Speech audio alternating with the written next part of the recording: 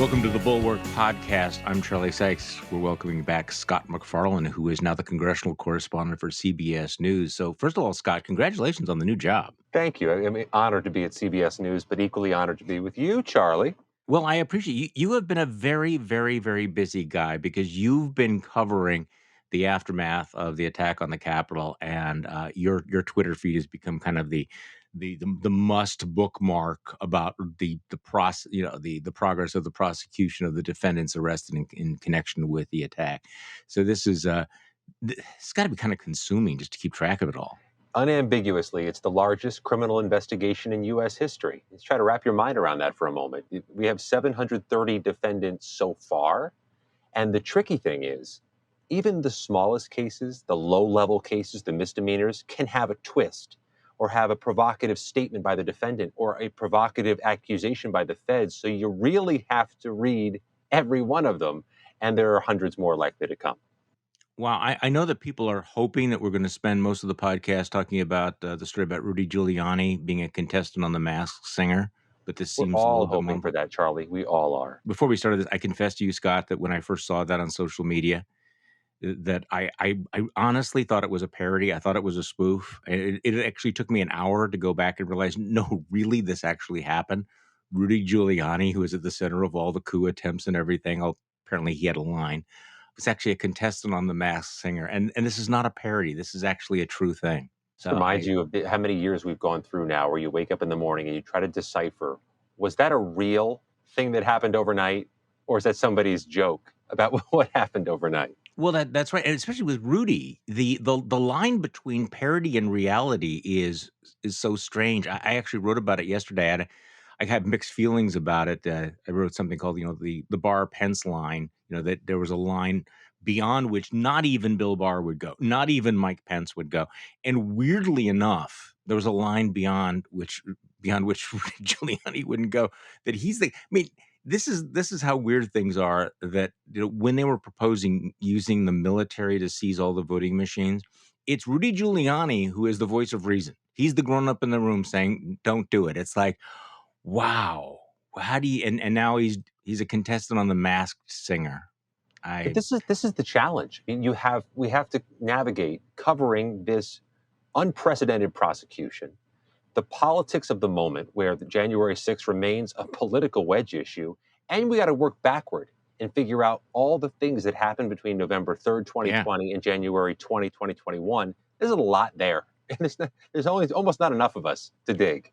No, there's a lot there, and every single day, just before we began talking, I'm reading the Washington Post story about the people who wanted to use the NSA to prove that the election was stolen. We're getting more information about memos that had been circulated as early as November to people in, say, my home state of Wisconsin about how to steal the election. I'll tell you one of the other things that I probably just stumbled across that line myself.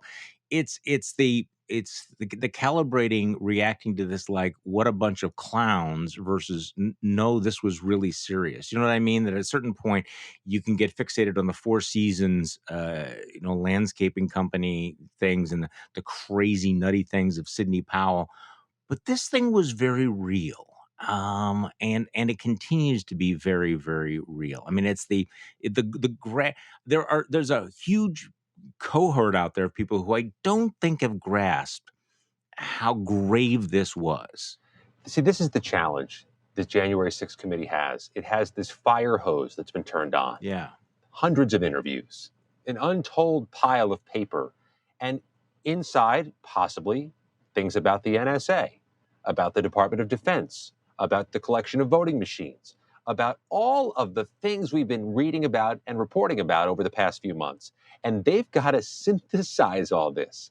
They have to organize it and prepare it to show the American public. And Charlie, they've got to do it quickly. By most standards, they've got to get it done by summer or fall. And I don't know how they navigate that. And I've been asking them, and they say, we got talented people here. We're going to make it happen. So you've also been tracking all of the criminal prosecutions, and there are about 730 people who have been charged, but only about 10% of them are being held in pretrial detention. and Yep. obviously they're all trying to get out. So let's put this in context of what's happened over the last few days. On Saturday night, the former president very clearly, very explicitly, very unsubtly dangled the possibility of pardons for anyone who had attacked the Capitol. And then he doubled down on this. I believe this was, I don't know, is this, I'm not going to try to distinguish whether this was Newsmax or OAN or some of these other flaky outlets, but he sits down for a television interview and he doubles down on the whole question of pardoning the people who attacked the Capitol, including his reaction to even Lindsey Graham. After all of these years of fluffing, even Lindsey Graham once again, has located at least one vertebrae and saying that was inappropriate. So he's asked about it last night, and he doubles down. You talked about the potential, if it's appropriate, of pardoning some of the January 6ers. Yeah. Lindsey Graham said a couple days later he thinks that's inappropriate. What do you think? Well, Lindsey Graham's wrong. I mean, Lindsey's a nice guy, but he's a rhino. Lindsey's wrong. And some of these people are not guilty. Many of these people are not guilty. What they've done to these, and in many cases, patriots, they're soldiers, they're policemen, what they've done to them compared to what they've done to the other side, you have to have equal justice, and this isn't equal. No. So I would absolutely be prepared, and Lindsey Graham doesn't know what the hell he's talking about if he says that. Some of them are being treated very unfairly. Yeah, I would absolutely give them a pardon. Okay, so Scott, tell me about how that plays out. It's going to have a transcendent impact on the criminal prosecution. Transcendent? In lots of different ways. But first of all, at this moment, the Justice Department's engaged in plea discussions in any number of January 6 criminal cases, including some of the higher level cases, the defendants accused of conspiracy or assaulting police. You could characterize the talk of pardons as a complication for those plea discussions. But what's more, we're also at this stage where by the dozen, some of the lower level and mid-level defendants are going to judges at sentencing to ask for leniency. And a component of that has been saying either Joe Biden is the rightfully, lawfully elected president, or I was wrong to follow the lies about the election, or wrong to follow Trump. Now, are defendants going to be less likely to say that, worried they might compromise their future pardons? It's a variable inside a criminal case that's so important. So it's a potential problem, not just for the prosecutors, but to a degree could be a problem for some of those defendants who may not get the leniency they want. Well, also, this has become now this meme / narrative on the right that the rioters, the insurrectionists, are being treated very, very badly. They're being held under terrible conditions. I thought it was interesting that you pointed out that only about 10% are actually being held in pretrial detention. What is the status of most of the cases, and how long is this going to go on? So you have about 70, 80 defendants total in pretrial detention, about half of whom are in the Washington, D.C. jail, which even by jail standards has a reputation of being a tough place to serve time. They've been in pretrial detention quite a while, if you think about it. Some of them were arrested shortly after January 6th, and we're in February 2022. So who are they? Are they distinguished by what they did, the severity of the charges against them? These are not the casual tourists who are walking through the halls? They're distinguished by what they are accused of doing or what they've done in the past.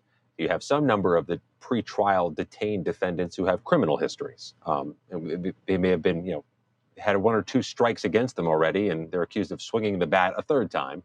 Or you've got defendants who are accused of the highest level crimes here, assaulting police with weaponry, conspiracy, plotting and planning to attack America.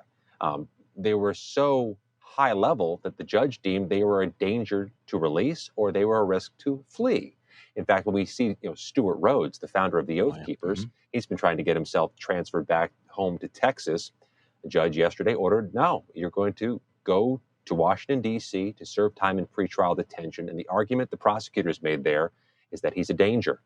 He has the ability to tamper with witnesses because he's an influential member of the Oath Keepers. He's the founder. What's more, they thought he was a flight risk because he's so well resourced. So judges are saying, are you a flight risk or are you dangerous? And if you don't pass those two tests, you're likely to be held in pretrial detention. But there's another twist, Charlie. The problem here is that the court is backlogged.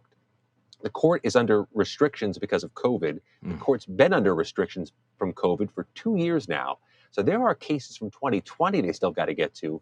And they've got this growing line of 2021 defendants, including everybody from January 6th, going through the same courthouse in Washington, D.C. To put it more simply, trial dates are hard to come by, and they aren't coming soon. So obviously the most pressing question is this investigation proceeding upward? Will it go beyond just the schmoes that went into the Capitol? Now, obviously, it was a rather dramatic moment. Tell me whether you agree or not. When Stuart Rhodes and the other Oath Keepers were charged with seditious conspiracy. What is your sense about that? That was a significant escalation of the prosecution Yeah. involving January 6th. Right? Would you characterize it that way? Yeah, I would certainly characterize it that way. And federal prosecutions tend to move upward. You Yeah. start with the lower rung defendants, you try to flip them, have them cooperate to speak to the agents, and then you move on to higher tier defendants. And this has moved that way, generally speaking. And there is one trial on the books this month. There's one, the last day of the month. A defendant named Guy Reffitt is going on trial here in D.C. He's from Texas. He's accused of having a gun on his person amid the mob, one of the few charged with Jeez. that. So he's a relatively high-level defendant in and of himself. That being said, the 200 or so plea agreements we've seen so far are almost exclusively those misdemeanor, low-level defendants who have not been accused of damage, who've not been accused of assault January 6th.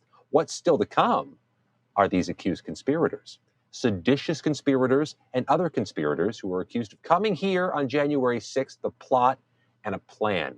Those cases are still to come. And to a degree, the feds have built a foundation by closing out these lower level cases and getting cooperation from those defendants. Well, the seditious conspiracy is a very rarely charged crime, right? I mean, you'd have to go back to the World Extremely. War I era to find anyone charged under seditious conspiracy. Do you have any insight into what they were thinking, why they decided to dust off that particular charge, and what we should read into that? The only indications I'm getting are from the charging documents and the court filings themselves, though that's not a bad thing to read to get a good indication. And what the prosecutors said with Stuart Rhodes is, in their words, he was hatching a plan to attack the U.S. Congress. He was hatching a plan to disrupt the peaceful transfer of power. This is a rare charge because that's a particularly rare accusation. And it's clear to me, 730 defendants into this criminal case, that's the epicenter. That's the heart or the focal point of a sweeping, enormous case where every defendant is important to the prosecutors. That's clearly the focal point right now, is Stuart Rhodes and the nearly dozen other defendants charged with seditious conspiracy. So is he the target or is he the means to somebody else? Following up on this, does this go higher, or are we just going to be is he the end point? If somebody answers that question, please let me know what they tell you, and let me know first, Okay. Charlie, what they tell you.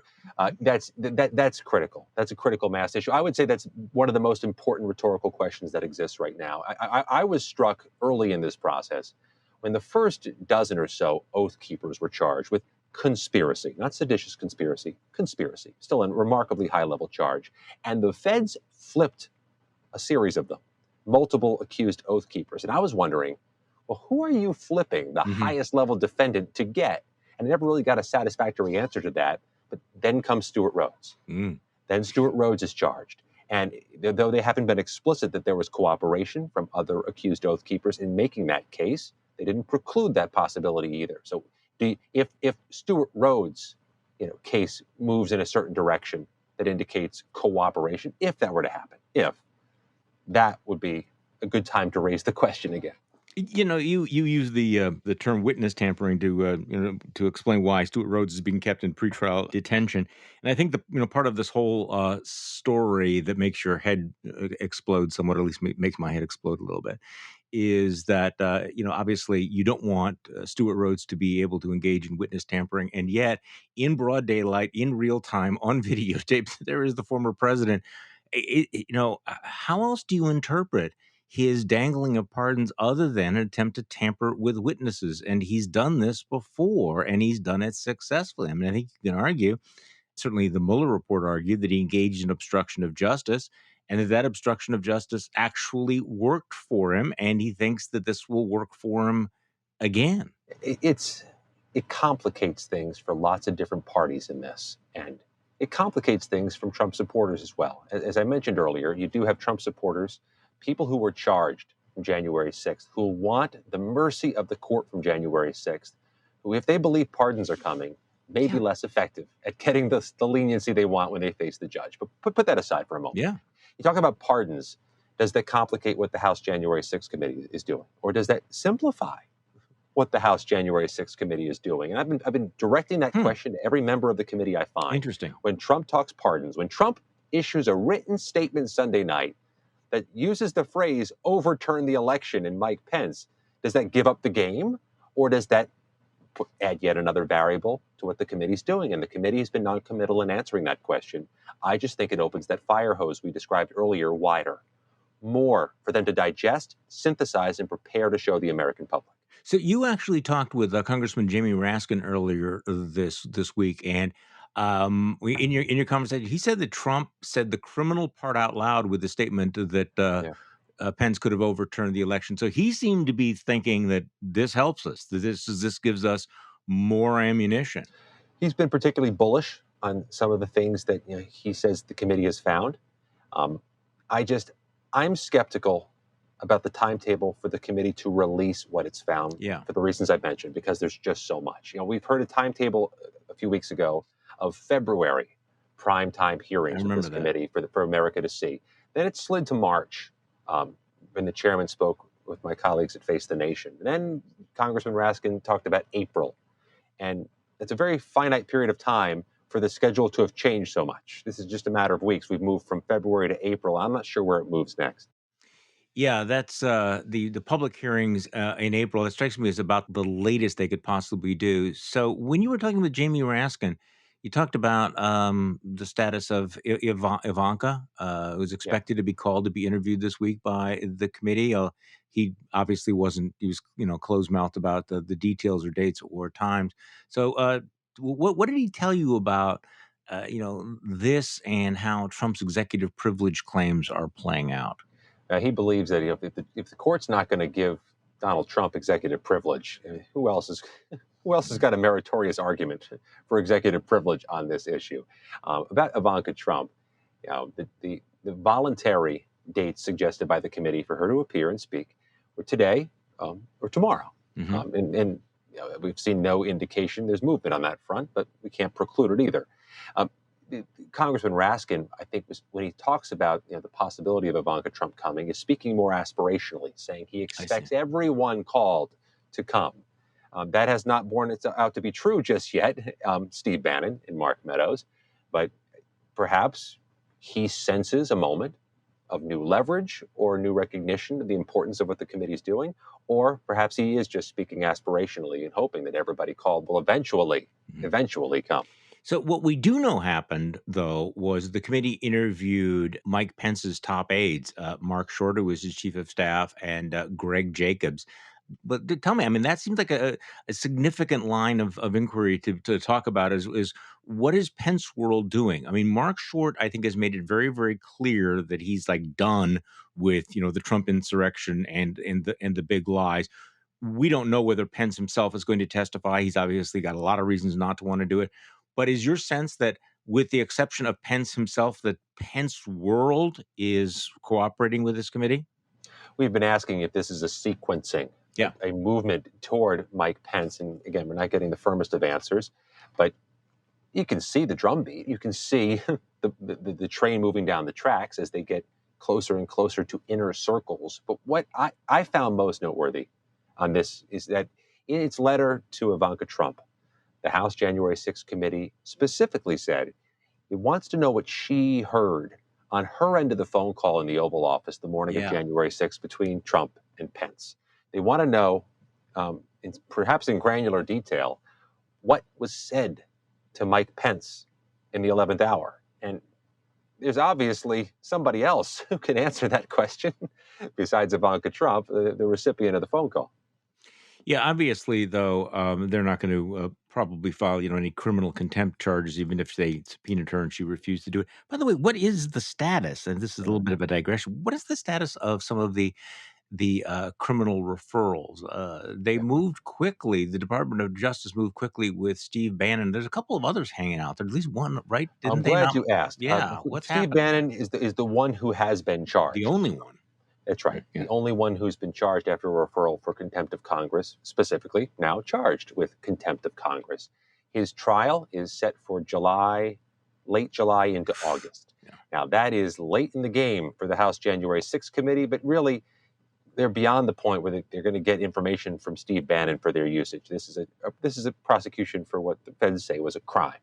This is not a direct effort to compel him to give the committee information. He's been referred for criminal prosecution. Mark Meadows was referred, and we check daily, if not hourly, with the United States Attorney for the District of Columbia about the possibility of charges, and we don't have an update yet. But it goes back to the issue you and I discussed earlier. Criminal trials, they're hard to get on the calendar right now. They're having difficulty getting pre-trial detained January 6th accused rioters on the trial docket. It's certainly hard to get contempt of Congress cases on the trial docket with everything backlogged. Yeah, and I think it's worthwhile to remind people that even if they succeed legally with somebody like Steve Bannon, they are not going to be able to compel his testimony. They can just simply fine him and perhaps jail him. But if he doesn't want to talk, there's nothing they can do to actually make him talk. So speaking of other people talking to the committee, I know one of your colleagues at CBS also reported that Jeffrey Clark met with the committee, and he, of course, is the Department of Justice official who was most deeply involved with the Trumpian attempt to get the Department of Justice involved in this overturning of the election. Do we have any idea whether Jeffrey Clark is answering questions or whether he's pleading the fifth?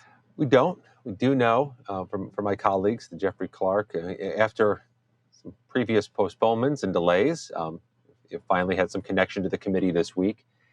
But let me give you a parallel case. We know on Wednesday, Stuart Rhodes spoke with the January 6th committee. I'm told he spoke for 6 hours in an interview in which he frequently invoked the Fifth Amendment. So just because they're invoking their Fifth Amendment rights doesn't mean they aren't talking.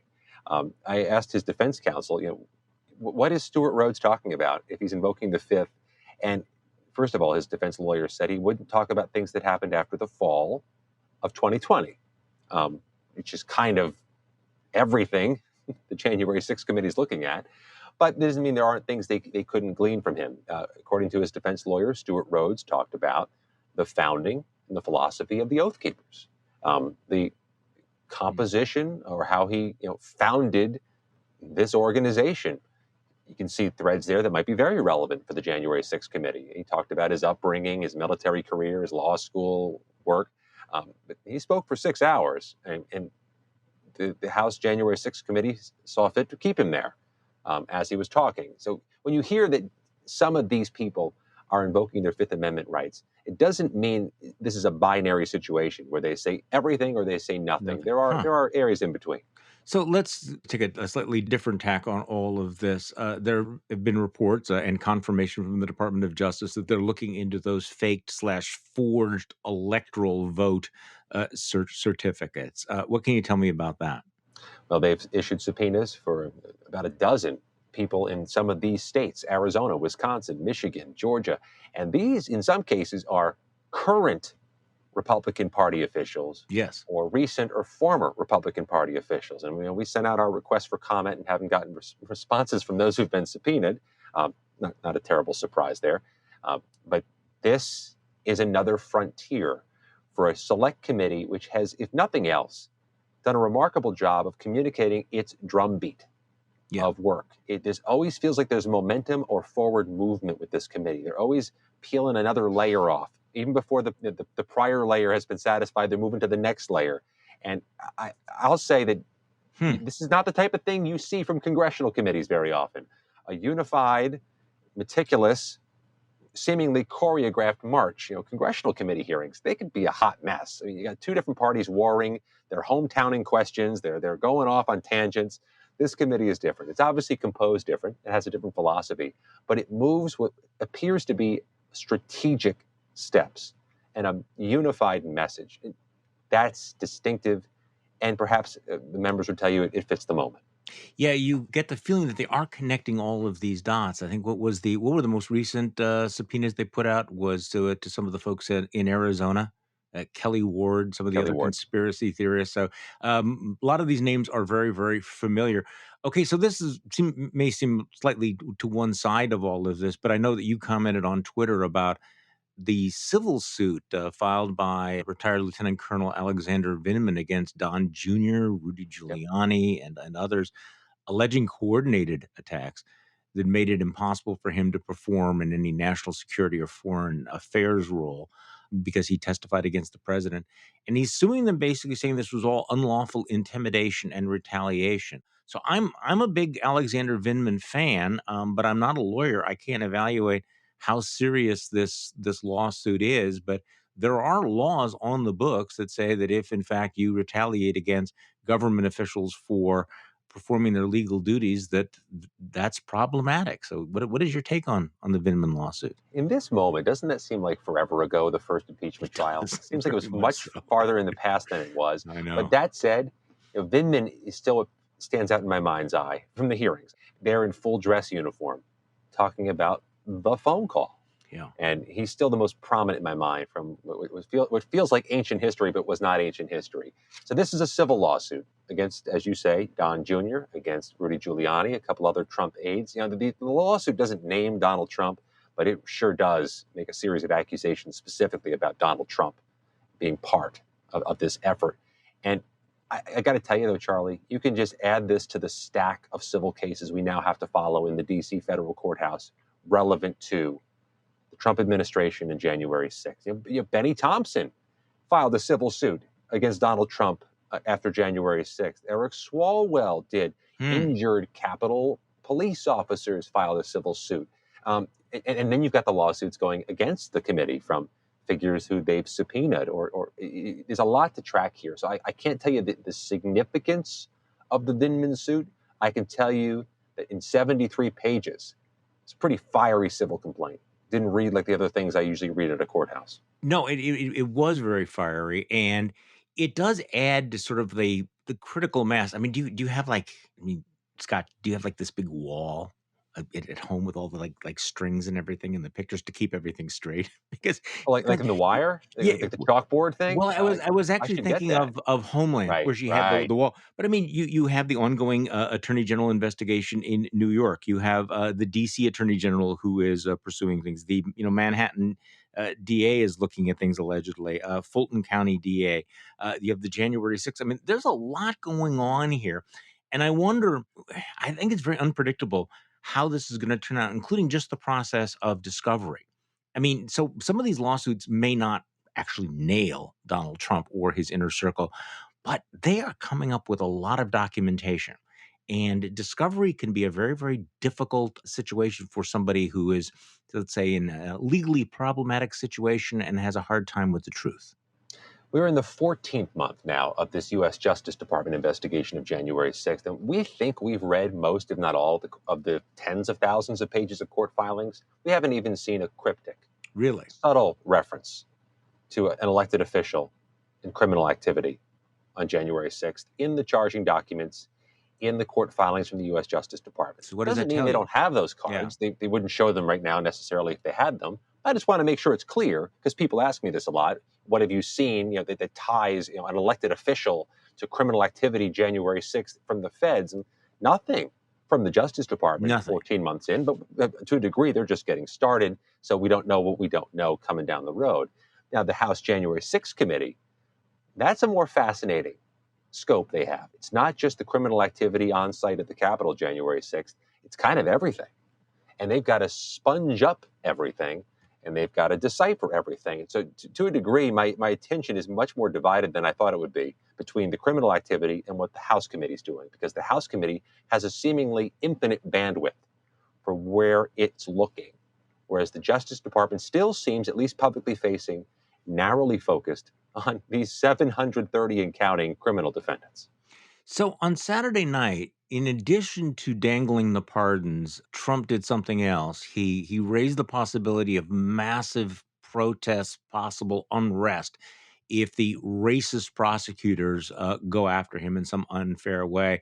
And we talked about it the other day on the podcast. I thought it was very interesting that he's referring to this as racist, which appears to me to be kind of an unsubtle reference to the fact that the DA in Fulton County, the Attorney General in New York, and the chairman of the January 6th committee are all African Americans. But give me your thoughts on that. Basically saying, look, if, you know, I'm raising the price tag for you guys. If you charge me with anything, I'm going to call MAGA World out in the street again. It got my attention when he said it Saturday night. In a long stem winder of a speech, those were one of the two things I focused on: that statement and the pardons. Those were the two things that jumped out Yeah. at me. So But does that work? Will that get the attention of the DA or the members of the grand jury or the attorney general? Are they going to go? I'm going to turn it back on you. Okay. Does that politically work? And what's the political calculus there for him saying that? Well, I just think it's his playbook, and I think it's the playing the victim card. They're out to get me. I am the martyr. They may be coming for me, but they're really coming for you, which has been very, very central to his political appeal. But this is an interesting question. Somebody asked me, you know, what the reaction to a lot of this was, and I told them I'm not totally sure. I do sense a frustration among Republicans who think that they're doing pretty well, that they have some issues. They're going to win this year, except that here's Donald Trump, who keeps insisting that the race be about himself, the airing of his own grievances, that he will not move on from 2020. And I sense that there's a little bit of anxiety about how far is he going to push this? What is he going to make us say? Yeah. What is he going to make us do? We think we're in a good position unless Donald Trump, you know, becomes the ghost at the party who says, whatever you want to talk about all this other stuff, inflation, but I want to talk about bamboo ballots in Sure. Maricopa County or something. Well, like that. as I walk through the Capitol each day, I see, hear, and speak with Republicans who think they're holding a pretty winning hand for November. Now, they got a straight flush in their minds, and it feels like what your question raises the prospect that Donald Trump's throwing wild cards into the game, and Right. got a straight flush. We don't need to make threes and fours wild. So I think that's spot on. Your analysis of there's this maybe some unsettling political calculus for other Republicans from what he's doing. But the former president today issued two different statements talking about the January 6th committee. In one of them, he said people who arrested for January 6th were, quote, those protesting the result of the election, and calls the election the crime of the century. Yeah. So he's kind of digging in on that. And I don't know how that complicates things for the local or federal prosecutors, but I do know it makes the political fortunes in the party more complicated to decipher. So you talk to these guys. I heard, with the exception of people like Lindsey Graham, how weird is that? Very little reaction to the president's comments. I mean, there were some people on the Sunday morning shows who said, "Yeah, that's totally inappropriate," but not even Susan Collins would say that this was disqualifying. So, I mean, did they just keep their heads down and kind of pretend they don't hear it, that it's going to pass over them? What is their? How do they deal with questions about this?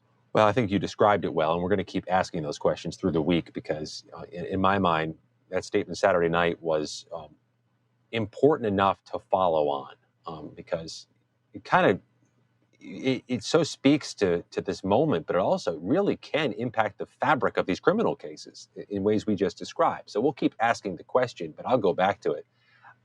My sense from the Republicans with whom I speak each day is they believe they're holding a winning hand for November. It is not time to mess with the cards. Just see it through. And it's getting close, man. We're almost at primary season. Yeah, I know. And this complicates things in primaries too, as you know. Yeah. So you are the congressional correspondent for CBS. You're watching what's going on there, including the apparent collapse of Build Back Better. While you're doing all this other stuff, there's a Supreme Court nomination coming up. And at least for the moment, the Democrat Senate majority is temporarily gone, isn't it?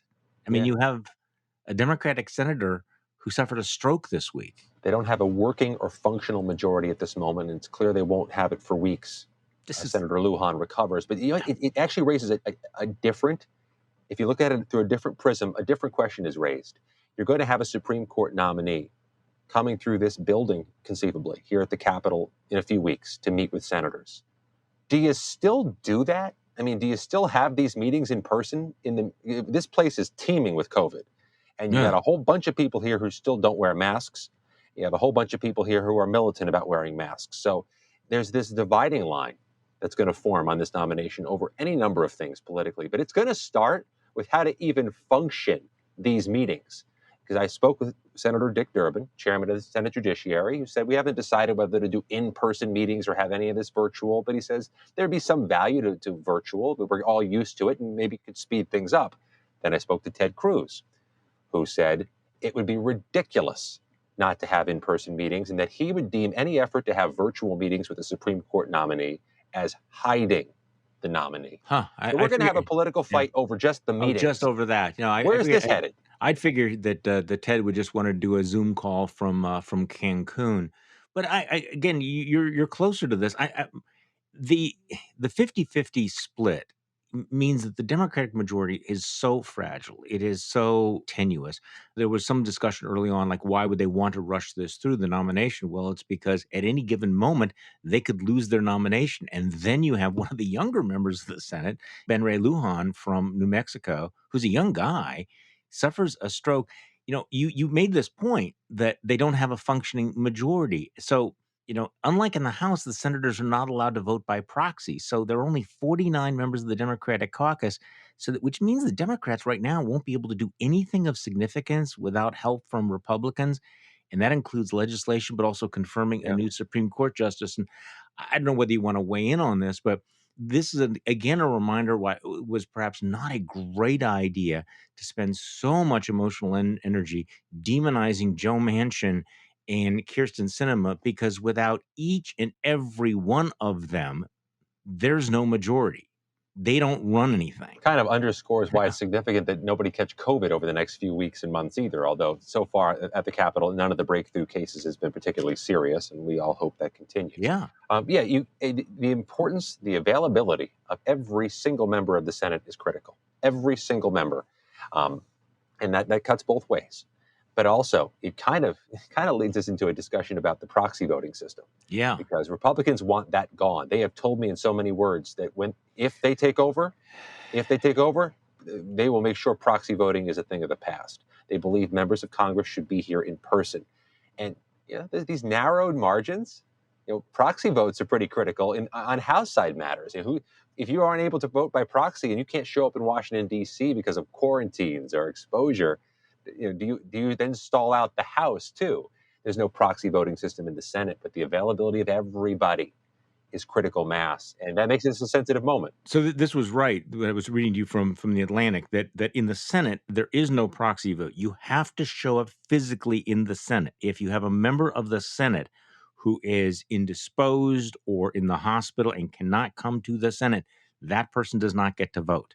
I remember, it's some years ago now, Charlie, I remember a very ambitious effort to bring former Senator Byrd here when his health was ailing for a vote.